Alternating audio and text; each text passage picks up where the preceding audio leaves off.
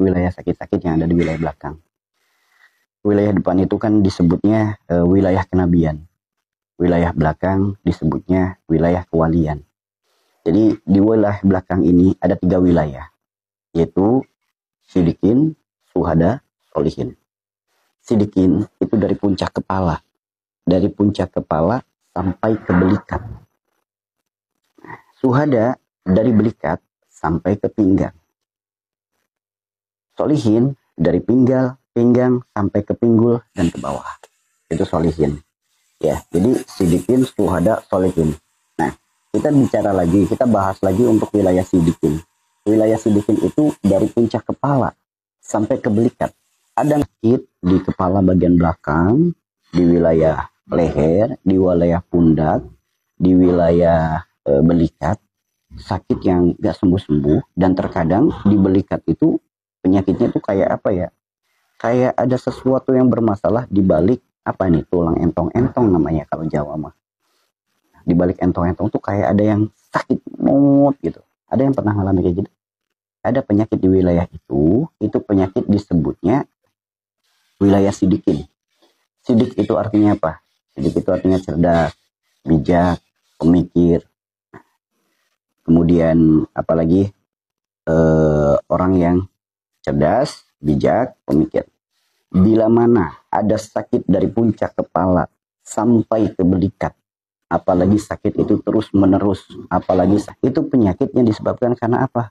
Orang yang terlalu banyak pikiran, memikirkan perkara dunia, yang dipikirkan adalah ketakutan, kekhawatiran, kecemasan, kemudian was-wasan. Contoh, takut besok uang dari mana, takut, khawatir, cemas, besok beli beras di mana. Memikir orang yang sering memikirkan perkara itu, khawatir dengan sesuatu yang sudah Allah atur, khawatir dengan sesuatu yang sudah Allah berikan kadarnya, itu menjadikan penyakit-penyakit di wilayah sidikin.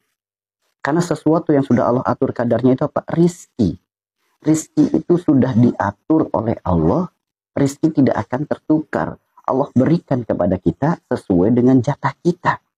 Namun terkadang kita ikut campur dengan sesuatu yang sudah Allah atur. Kita khawatir, kita gelisah, seakan-akan pokoknya khawatir perkara dunia. Masalah dengan si A belum selesai dipikirin terus. Itu akhirnya jadi apa? Tegang. Sok teman-teman kalau lagi banyak pikiran dipegang. Pundaknya kaku enggak? Kalau lagi banyak pikiran yang sakitnya wilayah belikat. Nah, belikat itu sebenarnya apa? Kekuatan yang ada dalam tubuh. Kekuatan yang ada dalam tangan. Dia merasa bahasanya merasa berat nih dengan apa yang ia bawa, apa yang ia emban, apa yang diamanahkan, berat. Wah, saya nggak mampu ini mah, saya nggak mampu, saya nggak sanggup, saya menyerah. Nah, itu akan menjadi penyakit-penyakit di dalam belikat. Ketika ada rasa seperti itu, wah saya nggak mau. Nah, padahal apa? Sesuatu yang sudah Allah takarkan untuk kita, la yukallifullahu nafsan illa wus'aha, laha ma kasabat wa 'alaiha ma kasabat. Kan jelas Allah menguji hambanya pasti sesuai dengan kadarnya.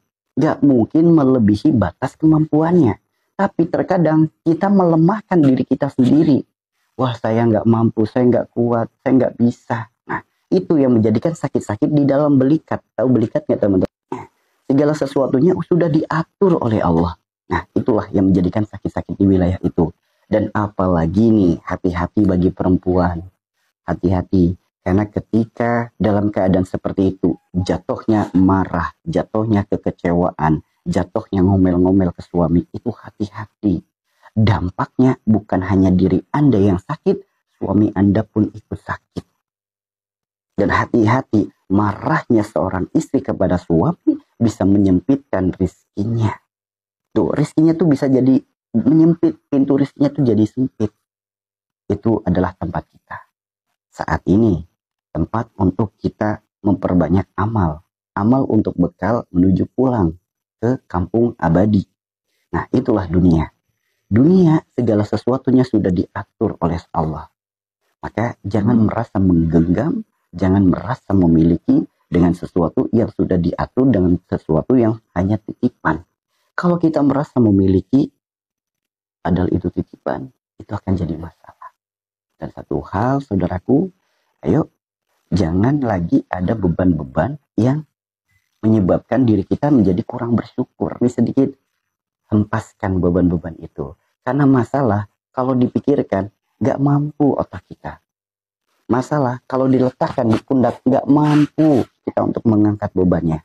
Tapi ketika masalah kita taruh di bawah telapak kaki kita injak dan jadikan itu anak-anak tangga, pijakan untuk kita lebih dekat kepada Allah. Itu baru keberkahan, baru kemuliaan.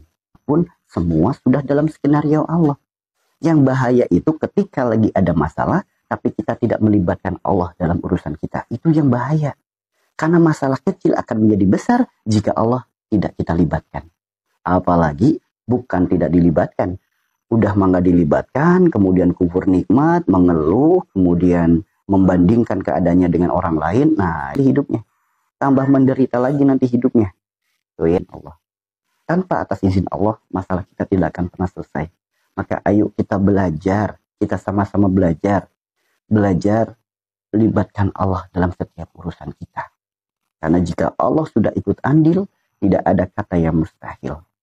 Jika Allah sudah ikut andil, tidak ada kata yang mustahil. Lawanlah kemustahilan dengan kita bertawakal kepadanya. Masalah kecil akan menjadi besar jika kita tidak libatkan Allah. Masalah besar akan menjadi kecil jika kita libatkan Allah. Ayo kita belajar libatkan Allah dalam setiap masalah, dalam setiap urusan. Karena hadirnya masalah juga atas izin Allah. Kalau Allah nggak ngizinin masalah itu datang ke kita, ya nggak akan ada masalah. Yuk, mari sama-sama kita belajar untuk menerima apa yang ada, menerima apa yang Allah persembahkan, menerima apa yang Allah hidangkan. Terima. Adanya masalah, yakinlah. Adanya masalah untuk mengangkat derajat kita,